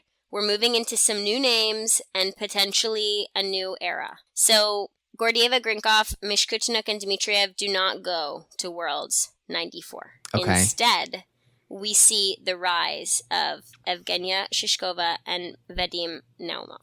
Mm-hmm. They were introduced by Naumov's coach, who wanted them to skate together, but Naumov had a different partner at the time. But it worked out. They skated together. They win their first medal, a bronze, at Europeans in 91. And the following year, they're able to come 5th at the 92 Olympics. Following that, in 93, they finished 3rd. So they get their first world medal in 1993, a year ago, from this current Worlds that we're talking about. At the 94 Olympics, they narrowly missed the podium, coming 4th, but ended the season at the World Championships. With the absence of Gigi and Mishkutenok Dmitriev, it looks like their biggest competition will be Brasseur and Eisler, who were the team to take them out of medal contention at Olympics. Zhenya and Vadim go into the long program, having won the short program. Zhenya misses a double axel in the free, not major, they don't fall down. She just does a little under rotation 2-foot fuddly, you didn't see anything. Yeah. Kind of Nothing to see here. Yeah. Nothing to see here, but they really exude joy in the free program, especially. It makes them fun to watch. It's worth the watch. They come away with a gold medal, their first world gold medal at these 1994 World Championships. And it's just lovely. Please watch it. Isabel and Lloyd are 2nd at the 94 World Championships, but Isabel has a fractured rib at Worlds. So they are kind of going through it, but doing their best. Which I also will say, I do think ribs are common injuries in pair girls because when you're getting caught on the hip, sometimes you get it caught a little bit too high. Oh. Things get bumped around in there all the time. I've lost count of how many have been broken, fractured. I also hearing you talk about this, you sound like such a pair girl because you said they are going through it. And I'm like, she is going through it.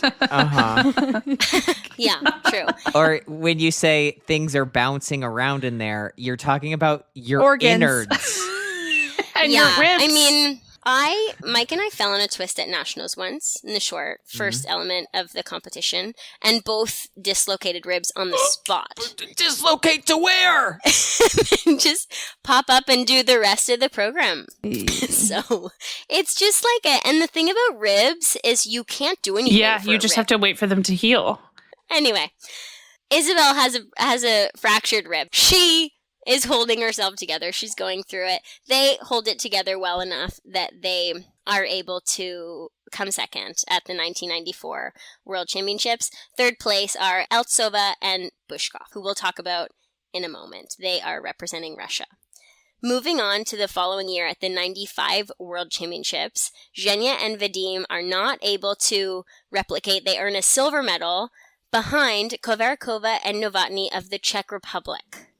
Okay, this team is coached, as I mentioned, by Irina Rodnina. They knew that this was their final amateur competition, and this championships was their last chance to ever share that world champion feeling with their coach. Commentator Sandra Bezic says they wanted this title so badly, and they know they can do it, but they've never managed to put 2 performances together back to back. Their long program is not perfect. She steps out of a side-by-side jump, and he doubles it. I don't find them anywhere near as exciting or innovative as Shishkova and Naumov personally. And Shishkova and Naumov skated clean. So for me, controversial. But judges decide that Kovarkova and Novotny are the winners. They win the 95 World Championships, however many years, 15 years after their coach wins her last one. So good for them. We're happy for them. They turn professional after this. And did I sound happy for them? You sounded so Happy a enough. little bit Happy enough. overjoyed. They turned professional after this championships, and they got married in 2006, but as is the trend, divorced a few years later. Yes. I was just talking about Kovarakova and Novotny. They turned professional, they married, divorced. Novotny became the mayor of his town, which I thought was very cool. Wow. And talking on, Genya and Vadim, we mentioned they were second at this World Championships in 95. The following year, they try again. They are off of the podium in the 96 World Championships, and they fail to qualify for the 98 Olympics, so they decide to go professional. Soon after, they get into coaching in Simsbury, Connecticut, followed by Boston, Massachusetts. They marry in St. Petersburg, Russia on August 7th, 95. And their son Max is born in 2001. And he competes, as we all know, for the United States in the men's event. Zhenya and Vadim were tragically on flight 5342 that crashed on January 29th, 2025. And their legacy lives on in their son, who carries their passion for life and for the sport of figure skating. And I had so much joy and heartbreak when I watched them. Like, I didn't know them. I saw lots of things lots of people said about them following their tragic death. But you can see it when you watch them skate. It's really, I hope everybody will go watch it, because it is beautiful to watch. They were one of the first teams that when I moved out to Washington, that I kind of worked alongside. They were incredible people. Absolutely, like the kindest humans. And the way that they love Max so fiercely was just so apparent and really cool to see as just a person and as a parent taking a step back. They were just a lovely family. And they were robbed. And they were robbed. 95, they should have won. Sorry to the team from the Czech Republic, coached by, sorry, Queen Irina Rodnina. Your team is great. Jenny Mino and Todd Sand. We know these names. True. They were third at Worlds in 95 and the following year in 96. They began skating together in 92. And as I mentioned, they fell in love in the 92 Olympic Village when they were not skating together. So does this have something to do with their partnerships breaking up and them becoming a team? We'll never know. Unless we ask them, they'll probably tell us, honestly. They probably would. They probably would. Yeah, we'll never know unless we ask. Unless we ask them, Jenny. which I'm not going to do. At the 94 Olympics, going back a few years, they'd only been together a little over a year at that point and had a great debut at the Olympic Championships. I mentioned Todd skated with Natasha Kuchiki. They were world's bronze medalists in 91. The 94 World Championships, though, was a disappointment for the team. They felt like they'd proven they were the best in the States, but had struggled to prove that internationally, that they were not able to replicate the skates they were having in their home country with the skates they were having on the international stage. 95 Worlds is by far their best chance so far at a world medal. They come into the free program in 5th place. They do not do side-by-side triple jumps at this point like the other pairs, but they do have an elegance that some of their competitors don't have, and they skated very cleanly. Their throws are amazing. They're so good. I see why they teach amazing throws. They really are incredible. They do this really cool back outside death spiral to forward inside death spiral. He starts the back outside on his left hand, which usually the men are on their right hand, and then he switches hands and she does this flip, and she's in a forward inside. Super, super cool. I'm trying it next time I'm on the ice. Apparently, it was a trademark for them. They're getting some low technical merit marks of like 5.5s, which are indicating their lack of jumping ability. So they're doing double axels, but then they're doing lower level double jumps, and the other teams are doing side-by-side triple toe loops. They become engaged the day of their short program at the 94 Olympics, which is crazy to me. Wait, that's crazy. insane. Isn't that insane? No, that's insane. That's How insane. are you? Like, I've never proposed to anyone, but it feels like it's stressful and not a stress you're inviting on a competition day. No. I bet Right. he couldn't get it out of his mind and was like, I have to ask now so I'm not stressed out about this later. Yeah, maybe. He built it up too much and then was like, I have to get this over with before we Right. Maybe he skate. didn't have a ring and he was just like, oh my God, I have to marry you. Maybe. Romantic. Again, we'll never know unless we ask, and we're not going to ask. We're not asking. We're not asking. We're telling. That's crazy. I had no idea about that. Yeah. Actually, everyone on the 95 Worlds podium married eventually. Okay, so a podium full of married couples, and 2 of them do stay together. 2 of them stay together. All right. We love that for them. 96 Worlds. We talked a little bit before about Marina Eltsova and Andrei Bushkov. They did win bronze at 94 Worlds, but they win the 96 World Championships. They're not perfect in the free program. They have quite a few stumbles and step outs. Program is snoozy for me. Okay. Like there's Snoozy. nothing. Oh my There's God. nothing really lore-esque or problematic about them, but congrats on winning Worlds. Oh, shit. That's what I have for them. There's nothing meaner than being called boring. Yeah. Actually, after this, I found an interview ahead of the 97 Worlds that we will talk about. But before that, Mandy Wotzel and Ingo Steuer, silver a few years ago at 93 Worlds, silver this year at the 96 Worlds. They got together in 1992. And after less than a year together, were second at 93 Europeans and Worlds. Whoa. Which is very impressive. During the 94 Olympics, Mandy fell and cut her chin on the ice. Eesh. And Ingo had to carry her off the ice, and they withdrew. It's one of those like iconic like YouTube when they show skater falls. It's Ingo and Mandy. Yeah, with her chin bleeding Gone. everywhere. She lost her chin.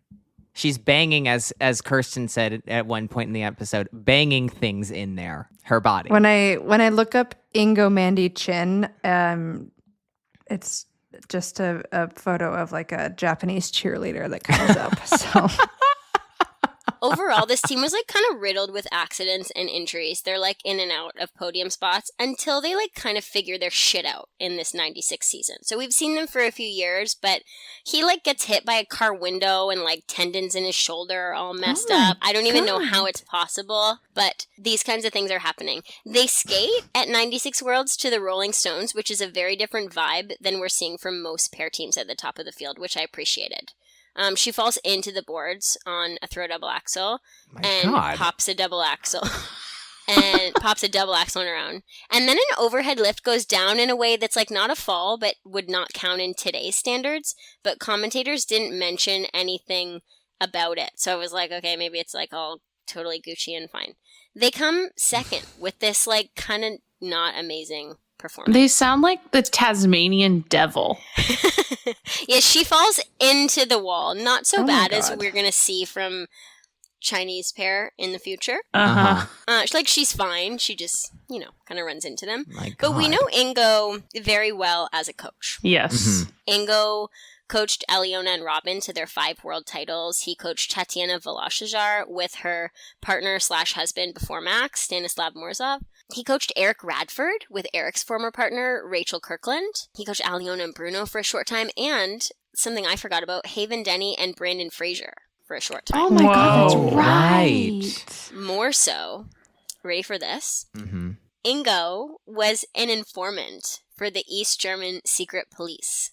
His activities included circulating information on his countrymen and fellow skaters, and he used a code name to do this. And so, Was this like is Katarina Witt? He's reporting on Katarina yes, Witt. Katarina Witt is listed in this article as someone that he reported on. Oh, my Unacceptable. God. the betrayal. Unacceptable. He's a fucking rat. Rat. He's been a controversial figure in Germany. I didn't know this. I was around Ingo many competitions a year for many years. Had no idea. Oh my Before the God. 2006 Olympics, an investigation by the Olympic Committee determined that his involvement was so severe as to include him from the national team.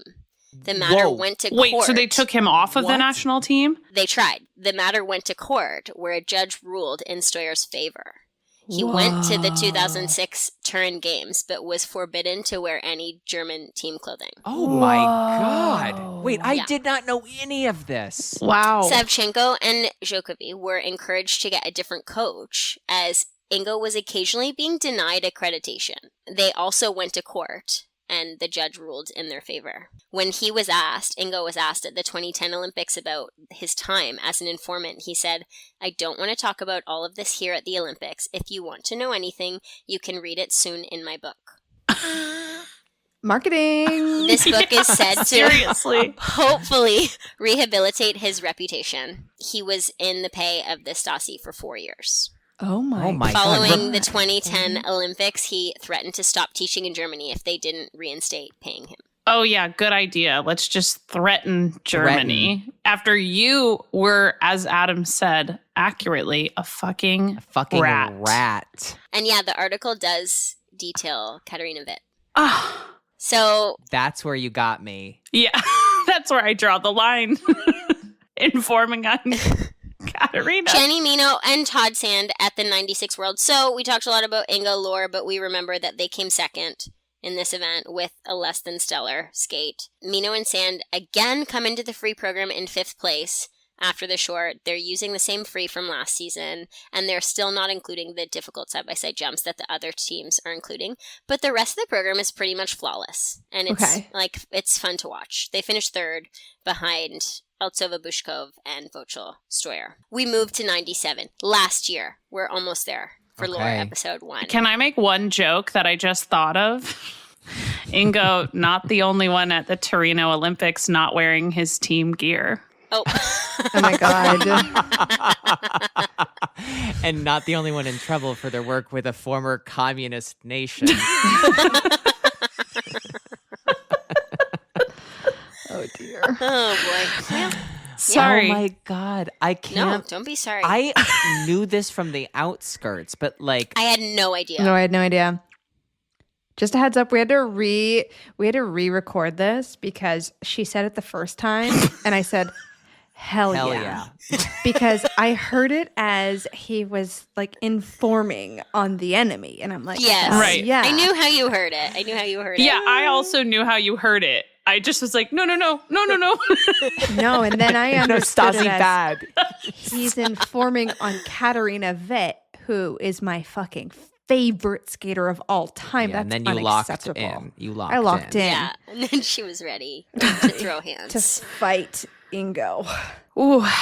Are we ready for 97? Yes. Yes. Mino Sand, we're going to talk about U.S. Nationals a little bit. Oh. At the 97 U.S. National Championships, Kyoko Ina and Jason Dungeon dethrone Jenny and Todd. Who won 3 in a row, right? Jenny and Todd won 3 in a row. This was going to be 4. John Nix details it as a serious setback for the team. Well, if Mr. Nix says it. Then it's got to be true. He is quoted, well, and it's kind of foreshadowing. He is quoted saying, "Up to this competition, they had the best record of any pair in the world. To be beaten at nationals like this is a serious setback." Though Jenny, in an interview, says that they made mistakes and they didn't deserve to win, when Ina and Zimmerman took their first place seats at the press conference, Mr. Nix allegedly quipped that they were in the wrong seats. Their coach quickly replied, "No, they sit there this year."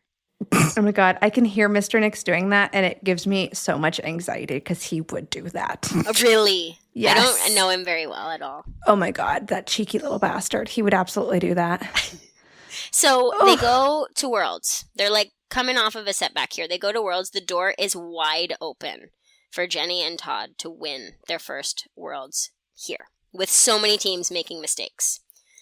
It is a disaster. Oh, No. Todd, they open up. They're trying side-by-side triple toes this year. Jenny slays it. Perfect. Okay. Yeah, of course. Pair girl. Todd does a double. Pair boy. Triple twist comes down forwards. They do 2.5 Okay. forwards. He catches her, but it's that's not supposed to happen. Mhm. Both pop the side-by-side double axles. The throws are landed shaky. Mm. It is not meant to be. They miss much of the 97-98 season with injury, and they have to withdraw. You know what? We're going to talk about that next time. But we know Todd and Jenny very well as being influential coaches in the States. It looks like they coached Bald John Wynn I love Bald John Wynn. for a number of years after Jill Watson. Jessica Kelling, Brian Johnson, Alexa and Chris Knierim, and of course, Alexa Knierim and Brandon Fraser, 2 world and Olympic gold. Todd suffered a heart attack a couple of years ago and was hospitalized in Canada for months before returning home, and doctors have said that his survival is a miracle. Yeah. And we love Todd. We love Todd. Yeah. We love Todd and Jenny. But Jenny does now most of their coaching. Yeah. Yeah. As I understand, Todd doesn't coach very much at all. And now Jenny does most of the coaching with help from Christine Binder and Brandon Fraser. So hoping for continued improvement for Todd because he made the skating world a better place. He was always fun to be around, even as a skater he was the coach of my competitors. He was always a lovely, lovely person. So Todd and Jenny do not medal at this World Championships. Winners are Mandy Wotzel and Ingo Steuer. They come into the free program as leaders after the short. They defeated Eltsova and Bushkov 4 times this season. So they're ready to beat them at Worlds. Their long program is tough, though, with, kind of small and big errors. Mandy falls on the side-by-side double axel, but every pair is making mistakes. I wrote, actually, this is a trip. This is how my research goes for commentary, too. Just, word vomit on the computer. I start with, program is a snooze fest, but they do have some cool lifts. Actually, maybe it's growing on me. So I remember that they did a throw double axel on a beautiful highlight, and I was like, oh, good job, good for you. Not that my opinion counts for anything, but anyway, your opinion counts for more than ours. Yes, yeah, for sure. Well, as Ashley said, hell yeah. Hell yeah. They walk away before all of the marks are announced. They've seen enough. They're done, yeah. So they've they seen what they win. Need to see. They've seen what they needed to see. And they've had enough. They win 97 Worlds. Second place is Eltsova and Bushkov. This is the team that a little earlier I was like, congratulations, you won Worlds, good for you. I don't know what to talk about. Yeah. Then I find this interview ahead of 97 Worlds where they detail how when the Soviet Union was together, you felt like somebody and like you were important. She can remember the days when you would win something and go home to the airport and hundreds of people would be there. Since the breakup of the Soviet Union, you go home from competition and you're greeted only by family.